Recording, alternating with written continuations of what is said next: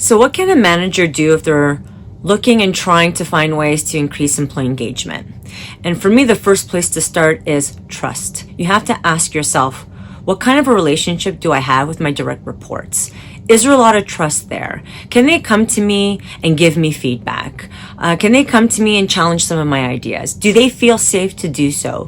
Those are all indicators of where trust is between you and your direct reports. So if you don't have trust, it's really hard to engage them or build up their engagement because the relationship doesn't exist. So start with the relationship. And I think there are three basic things a manager can do to start developing a trusting relationship with their team members. Number one, how accessible are you to them?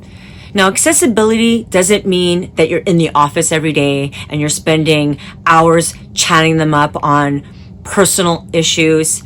It's about, are you making an intentional effort to get to know them? And there's multitude of ways to do that. So, for example, one way to do that, very simple, is the lunchroom.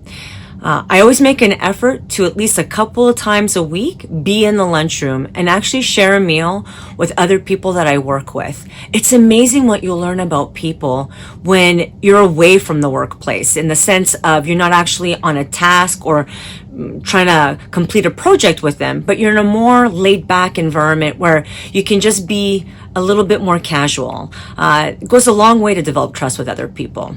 Second is one-on-ones. Do you actually have scheduled one-on-ones with your team members? My most recent supervisor, her motto was, one-on-ones are about you.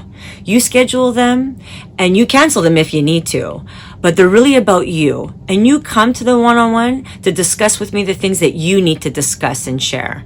And that goes a long way in building a relationship with her and building trust with her, where I feel like I can go to her with anything and not fear that I may be reprimanded for being honest, because there's that trust there. Number three, team meetings. How often do you meet with all of your direct reports?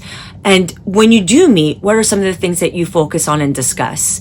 Are you also building opportunities in there to get to know who they are, to have some fun and some laughs and a chance to connect on a personal level while getting work done? I think if you're intentional in those kind of approaches, you'll get to know who they are on a personal level, and you'll also get a better understanding of where their opportunities and challenges are. So when you attend a meeting on behalf of the team, you can advocate for them. And you can also make sure that you're not saying yes to something that may put undue stress onto them and maybe setting them up for failure. Your role is to set them up to succeed. And by having trusting relationships with them can go a long way in doing that.